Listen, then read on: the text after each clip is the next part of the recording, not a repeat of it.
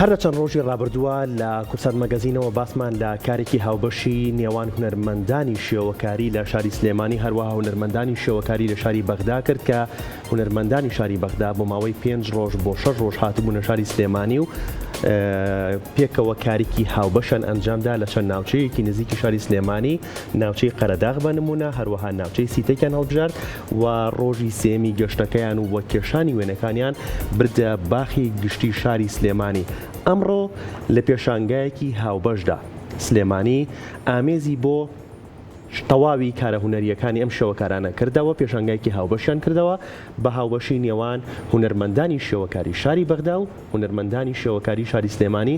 هەر لەسەر ئەماش هاوکارمان لاوە چۆتە پێشانگاکە لێدوانی لە چەند هونەرمەندێک وەرگرتووە، هەر لەسەر ئەو بابەتەش تەوەرمانە بێت و بەڵام با سەرەتا بینەری ئەم کارەی هاوکارمان لاوە. ئازانی کورسات مەگەزین ئەم کاتتان باشی وادارم کە زۆر باشن. ئەمڕۆ لە گەلەریەکەم لە مۆزەخانەی سلێمانی یاخۆت بڵێم پێشانگایەکە کە کراوەتەوە بە شێوازی ئازاد، واتە وێنەکان تابلۆکان هەموو بە شێوەیەکی ئازاد نەخشێنراون کە باس لە سروشتی کوردستانە کات و چەندین ئامانج و پەیامیان لە پشتەوەیە. ئێستاش ئەچینە لای چەند هونەرمەندێک و چەند نیگارکێشێک لێرن کە باز لە وێنەکانیانەکەن و ئامانج لەم پێشانگایە چیە و چەندێک بەردەوامە بێت.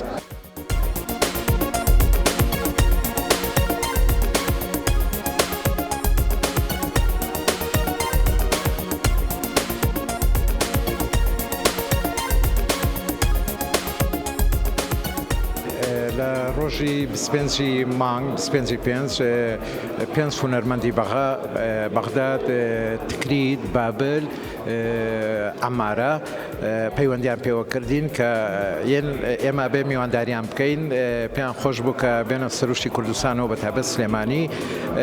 ئەو پەیوەندیە وەکو ئێمە پێشوازیمان لێکردن وەکو هونەرمەندانی سلێمانی و لەو ڕۆژەوە ئیتر چوونەتە دەرەوە بۆ وێنەکێشان. کۆی بەرهەمی وێنەکێشانەکەمان کرد بەم پێشانگایە لەم ڕۆژەیە. چوار پارێزگای عێراق بەشدارن، خۆی زیاتر هاوڕێتی و هونەر کۆی کردوینەتەوانێ لێرە لەوانەیە کوربێ یا عەرەبێ گرنگ نەبێ، بەڵام هونەر دایما چۆنەڵی ماڵێکە هەموو دۆستی هونەر و هونەرمەندان کۆکاتەوە. بۆیە پەیوەندیمان لەگەڵ هونەرمەندانی عێراقا زۆرە، زۆر جاریان پەیوەندیمان پێواکەن و پێیان خۆشە لە ناو سروشتی کوردستانە وێنە بچێشن، چونکە بمانێوە نەمانەوێ ئەو ڕەنگە جوانانی کە لە ناو کوردستانە هەیە لە باشووری عێراقانیە. بۆیە ئەوان ژۆک و ئەزمۆن پێیان خۆش بوو کە لێرە ڕاستەوخۆ لە دیمەنە جوانەکانی کوردستانە وێنە بکێشن. هونەرمەندان زۆر کات لە سودەکانی خۆیانە وێنەکێشن، کەواتە پێویستیان بە ئینارەیەک یا ڕووناکێکی دروست کراوە، ئەمە ڕۆژانە بەردەوامە بێتەوە. بەڵام کاتێک تۆ بەرکەوتت لەگەڵ سروشتا بێ، تۆ دایرێکت ڕەنگەکانە بینی، ینی هیچ لە ڕەنگەکانە هیچ فێڵێک نییە یا هیچ گومانێک نییە، ڕاستەوخۆ ئەو تشکی خۆرەی بەر تەنەکانەکەوێ ڕەنگەکەت پیشانەیە. بۆیە هونەرمە حەزی لێ چکە حەچی ڕەنگ هەیە لە دنیا لە سروشتەوە وەرگیراوە. تۆ لە سروشتە ئەزمونێ نەبێ هونەرمەندێکی دەوڵەمەند یاخود نیگارکێشێکی دەوڵەمەند نابی کە ئاسی خۆت پێبەرزکەیتەوە.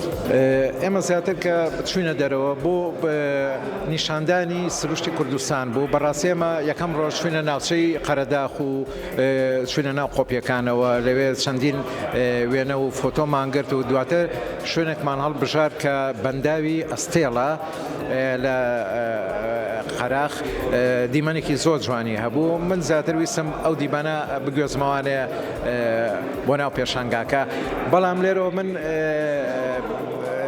ئەوەی کە ناخۆش بوو دیمەنێکی واژوان، سروشتێکی واژوان بەڕاستی ئەوانەی گەشتیارەکانی ئێنە ئەوێ بە شێوانویانە ژنگەکان پیس کردووە. من دایما ئەو دوو پاتەکەمەوانەیە کە هەر کەسێک نیشتمان و وڵاتی خۆی خۆش بوێ ئەبێ بە ماڵی خۆی دابنێت، ئەبێ ئەو ژنگەی بپارێزێت و پیسی نەکات. ئێمە لەوێژ لەگەڵ هەموو هونەرمەندەکانە بە دوای وێنەکێشان دەستمان کرد بە پاکردنەوەی ژنگەکەی کە لەوێ بوو، ئەوەی توانیمان هەموویمان پاک کردەوە و هەم پەیامیشمان گەیانەوە بە خەڵک کە نیشتمانی خۆیان خۆش بێ، ژنگی خۆیان خۆش بێت.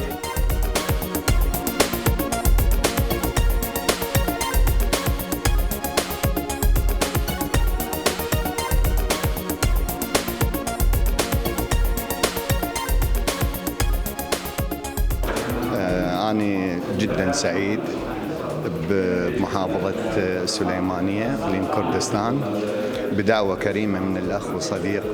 من زۆر خۆشحاڵم کە لە پارێزگای سلێمانیم کە لەسەر بانگێشتی هاوڕێم کامەران هاتووم و برام فاروق ئەم سیمپۆزیۆمەمان ڕێخست کە ئەنجامێکی جوان و باشی هەبوو.